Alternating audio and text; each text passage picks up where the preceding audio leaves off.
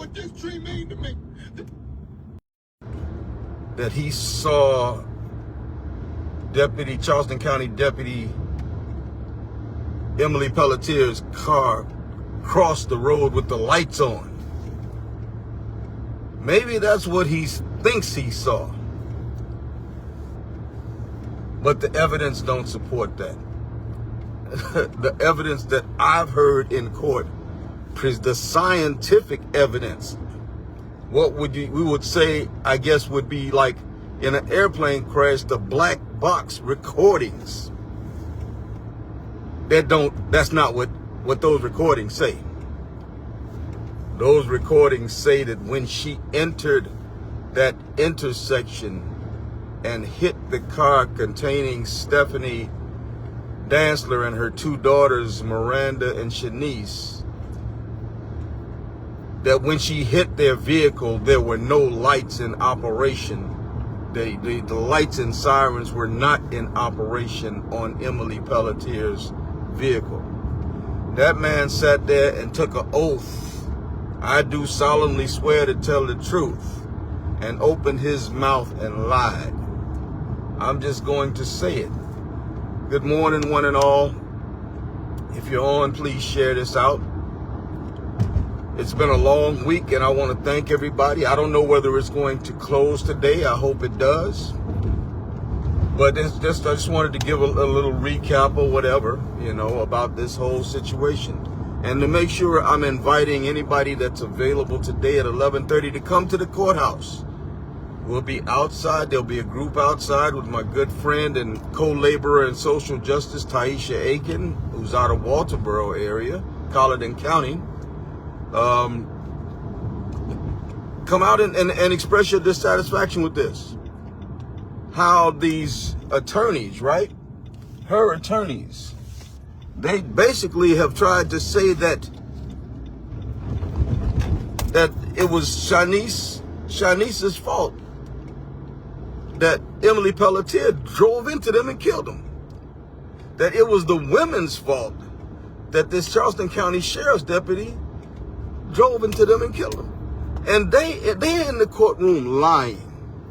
They know that's not what happened.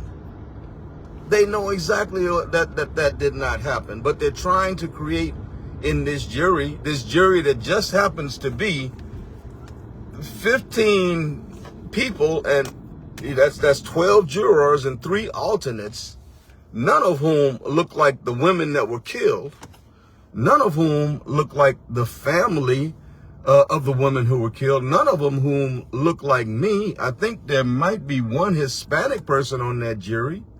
There might be one Asian and Pacific Islander on that jury, but everybody else is white. Everybody else is white. 9 men and 5 women. 2 women alternates, and the Hispanic is an alternate. And all that these attorneys are trying to do is lie far enough to present doubt in the minds of one of those jurors, because that's all it'll take in order for them to have a hung jury and get off. It's the same thing that happened in the Walter Scott murder case with Michael Slager, when Scarlett Wilson was unable to bring in a conviction on Michael Slager because of that one juror that held out. And because of that, they had a hung jury, and Michael Slager never went to jail for murdering Walter Scott. He went to jail because of a federal court conviction for violating Walter Scott's civil rights. That's why he went to jail. And they're trying to create that same doubt inside of this courtroom with one of these jurors, because that's all it's going to take is one juror to think, oh yeah, the driver might have been drunk or might have been drinking, so she contributed to the accident, which is a damn lie. Y'all forgive me. That's a damn lie, because here's the reality. And when I talk about the forensic evidence, I want to be perfectly clear about the forensic evidence. And the trooper, Sergeant Jesse James, the expert witness on the forensic evidence that was compiled by his highway patrol officer. That evidence clearly said a couple of things. One being that all of the indicators in that vehicle showed that prior to Emily Pelletier entering that intersection, her lights and her sirens were not on.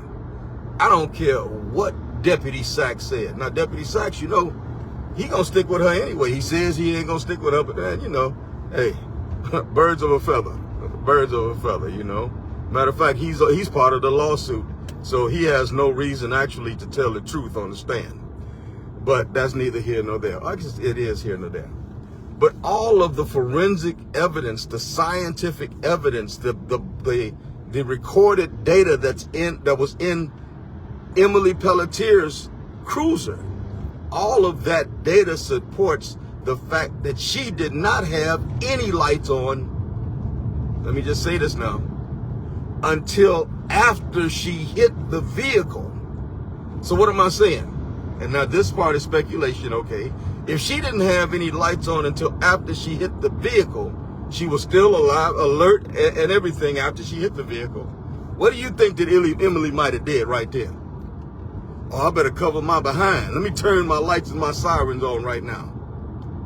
Because the forensic evidence says that the light switch was on, but it wasn't on 1 second before the accident.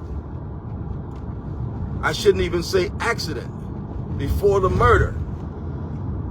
No lights were on. The forensic evidence showed that as she drove down this pitch black 2-lane road with tree lines on both sides where deer come out and are known to come out, raccoons and everything else, at 10 minutes to 11 at night in dark, that she exceeded speeds of 81 miles an hour driving down that road. There's a railroad track before you get to Highway 17 right there. She flew over that railroad track. And then she kind of, I guess, started to break a bit. And they said, because this all gets recorded in the vehicle.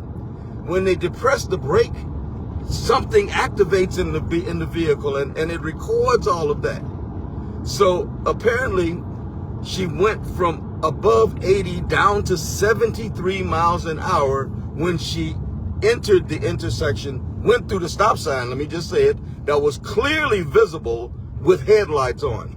The officer that walked the route at night, right, with his flashlight, he walked the route with his flashlight and he said, I can see the stop sign clear as day with the reflection off of my flashlight.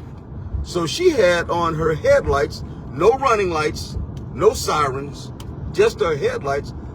She had to see that stop sign, but she dropped somewhere along the way before she got to 17 down to 73 miles an hour. And the forensic evidence, the black box information, says clearly that when she entered that intersection, and they broke this thing down by half a second,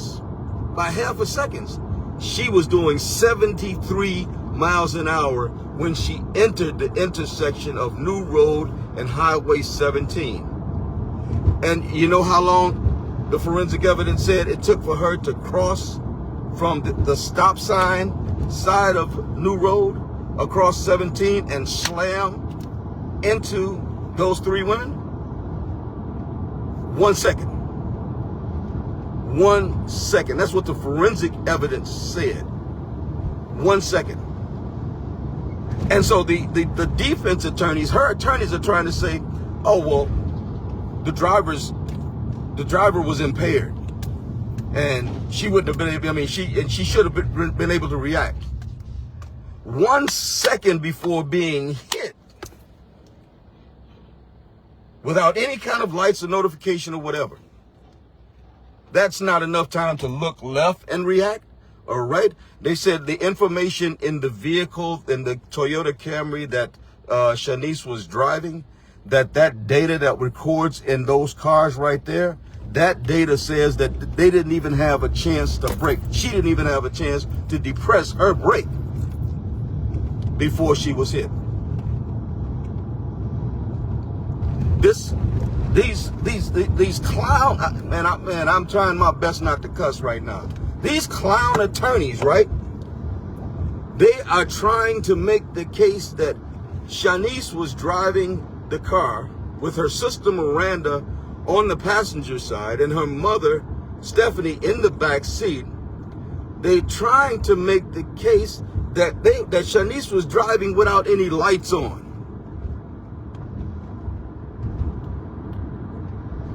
Listen, black folk, white folk, I don't care who you are. If you ain't mad about this here, if this doesn't bother you, then something's wrong. Something's wrong. This is what they're saying in court in front of this family. In front of this family. And they're trying to put people on the stand to prove that. It's insane. It's totally insane. Their lights weren't out. You know when their lights went out? The lights on their car went out when Emily Pelletier T-boned them at 73 miles an hour. Excuse me, 71 miles an hour it was when she hit them. T-boned them and destroyed the whole front end of their car, pushing the engine block inside of the front part of the vehicle, killing them. You know, the impact, I'm going to say this, okay, because I want everybody just to understand, and I hate that I can say this, but and the family had to sit there and listen to this from the forensic pathologist, the person who did the autopsy, right? For Shanice, who was driving the car, every organ, the impact, because of the impact, every organ in her body cavity, right? Her stomach, her lungs, everything that was on the left side, the driver's side where the impact was, all of that inside of her body shifted to the right side. Her lungs, her left lung moved over into where the right lung space was because of the impact of the car, of Emily Pelletier's car. I just had to get on here and share this information, especially after I sat there and heard that former Deputy Sachs lie, straight up lie on the stand yesterday. He was anywhere from a quarter to a half mile away on the other side of the street. And the first time he said he heard or he noticed a flash or something like that. He's talking to a driver whose vehicle had broken down. It's the scene that that Pelletier was called to respond to. This driver whose vehicle was broke down on Highway 17. And he was the second partner in that area, in that district, and he responded before she did. So he was at the vehicle with the lady. On the passenger side, talking to the lady. On his right, as he talked to her, would have been New Road, anywhere from a quarter to a half mile down. And he said that in the course of his conversation, he glanced up and saw the blue lights cross the highway 17, and then impact something. He said he thought it ran into a telephone pole. He said because he saw the blue lights, he knew it was Emily Pelletier. So he's having this conversation with this lady, right? And he notices that this car crosses the road, blue lights on and everything. You remember, it was 1 second from crossing from the stop sign right there to impact. 1 second. The forensic evidence proved it. But this is what he saw. He saw the blue lights, and then he figured that First off, it was Emily Pelletier's driving because he saw the blue lights. Then the impact at the pole, even though he was having this conversation from the passenger side of the vehicle that this lady was in, a quarter to a half mile away. Folks, y'all better come on out here today and make some noise. In the courtyard, right outside of the courthouse, okay? It's a nice courtyard. Peaceful protest, all right? Peacefully supporting the family. Let me just put it that way. Not necessarily a protest. The protest will come if they don't do the right thing, just like Taisha said. As a matter of fact, they had ABC News 4 did a great interview and had Taisha speaking extremely well today, this morning, in that broadcast. I see Ty, you on here, okay? But come on out today to the courtway that's right in front of the courthouse at 84 Broad Street in Charleston and show your support for this family. I think that this could be the last day of testimony. There could be a conclusion today. It might not be until next week. I know if I was a juror, based on what I heard, they'll be straight. There's no need to talk about this. I've been in court every day this week since this case started. And the evidence, the hard evidence, the scientific evidence, the logic involved of it, the only people who don't make no sense is her and her lawyers. No sense. And if it don't make no sense, you can't believe it. They trying to sell you a dream. So hopefully today, I don't know if it's going to come to an end today, but if not, no matter which way it goes, at 11:30 today, there's going to be some people outside of the courtroom in support of this family. This beautiful family who 3 years ago today, it's 20 days from that, the 3rd year mark. I'm not going to say anniversary. Anniversary seem to me like festive occasions. And this family has not had any kind of peace in 3 years. Yesterday, the mother, Stephanie, who was in the back seat, all 3 of them died from what's called full body blunt force trauma. Full body. That means that from head to toe, their bodies were wrecked. Wrecked. And they died instantly, all 3 of them.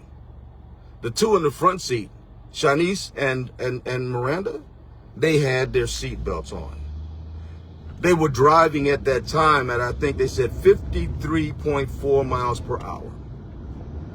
And you know, Highway 17 in that stretch, I think, is like a 60 mile an hour zone. So they were well within the legal rights during that time.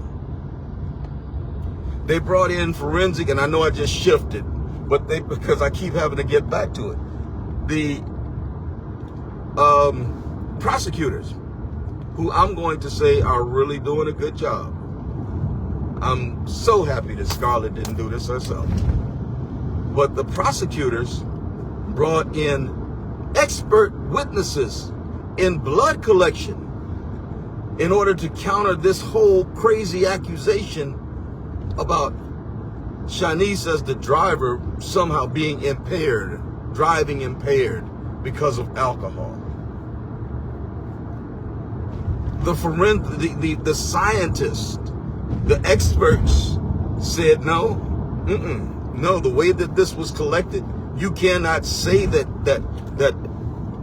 there was an excessive amount of alcohol in the system. But even if there was alcohol in the system, Shanice was grown. I think Shanice was 20, 25.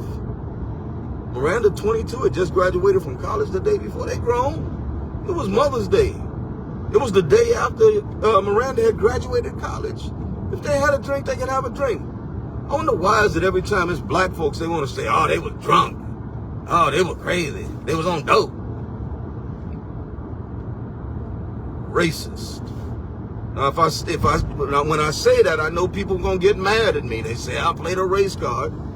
But they don't do nobody else like that. Them 2 lawyers are trash. And I'm going to say this right now, and y'all please forgive me if somebody don't like it. Get over it. But this lady done sat in that there, in that courtroom for this will be the 5th day in front of this family. No way does it look like she has any remorse for what she did or anything. Not anything.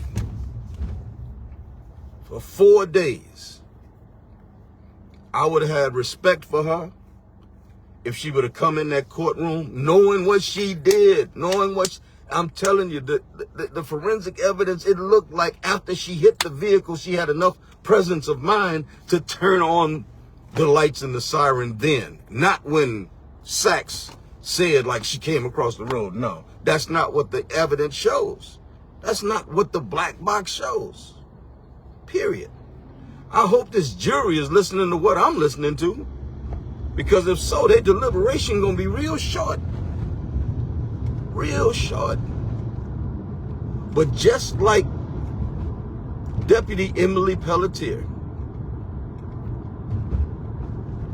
y'all forgive me, in my humble opinion, is really trash. And the kind of person who really puts a bad light on humanity. She has 2 attorneys that ain't no better. Trash. Trash. They sitting there talking that mess about these 3 queens and don't have a bit of foundation for it. And the scientists came in and said they don't have a bit of foundation for it. And the highway patrol investigators came in and said they don't have a bit of foundation forward. But guess what they do every day? They go right back to it. Alcohol, toxicity, the lights was out.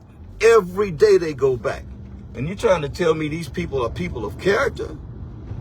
Hell no, they trash. They trash, just like their client. Just like their client. It takes somebody real special to know that somebody killed 3 women, 3 people, to sit up in court and defend them with lies. If they was telling the truth and supporting her with the truth, I'm good with that. But they sitting there supporting her with lies, defaming and disrespecting these 3 women who lost their lives 3 years old because of a woman who was sworn to serve and protect those same 3 women who she murdered.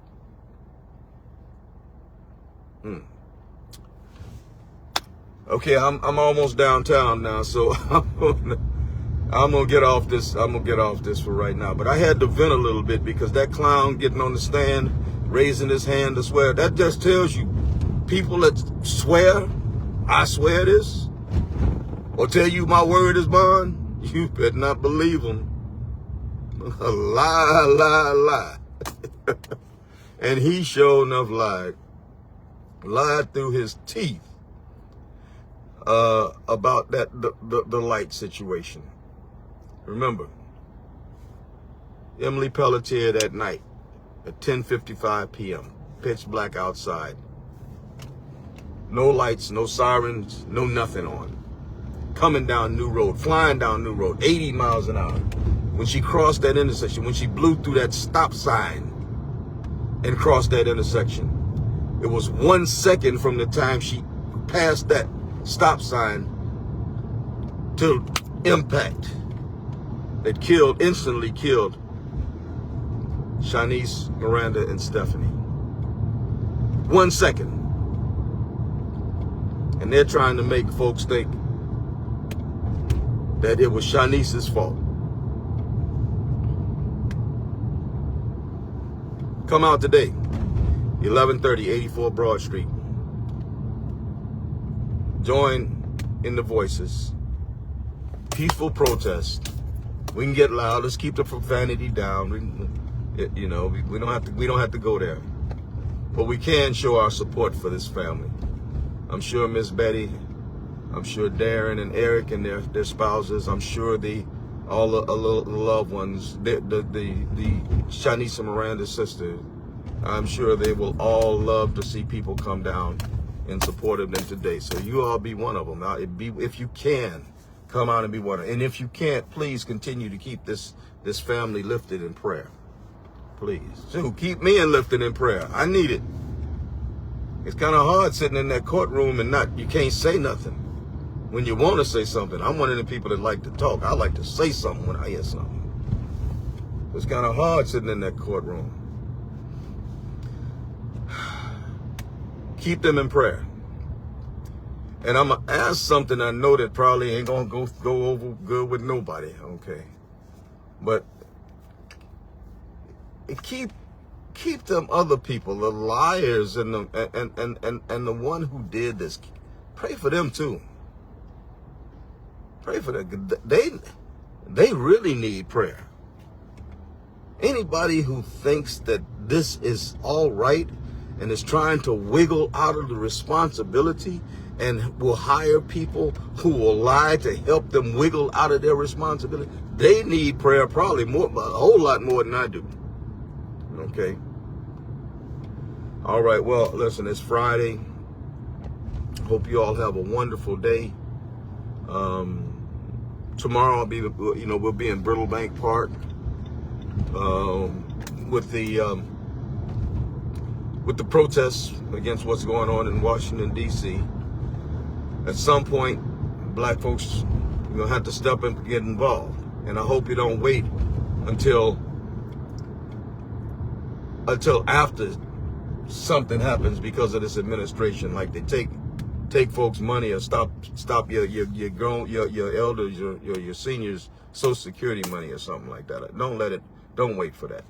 Come out to these events, okay? And for the white folks, come out today at 11:30 at the courthouse and support black issues, okay? We got to stop doing that. We got to start doing that, folks. We got to start working together, standing together, and what affects one directly affects all indirectly. Dr. King said that. We got to understand that if there's a white person hurting, that's ultimately going to impact us as black people in some way. And if there's a black person hurting, that's somehow going to impact white people over time, in some kind of way. What affects one directly affects all indirectly. So listen, you all have a great day. Don't forget to pray. And I'm going to holler at y'all a little later. And just as Deborah Powell Anderson always said, I love you all, each and every one of you all. And there's absolutely nothing that you can do about it. Have a wonderful day. Peace.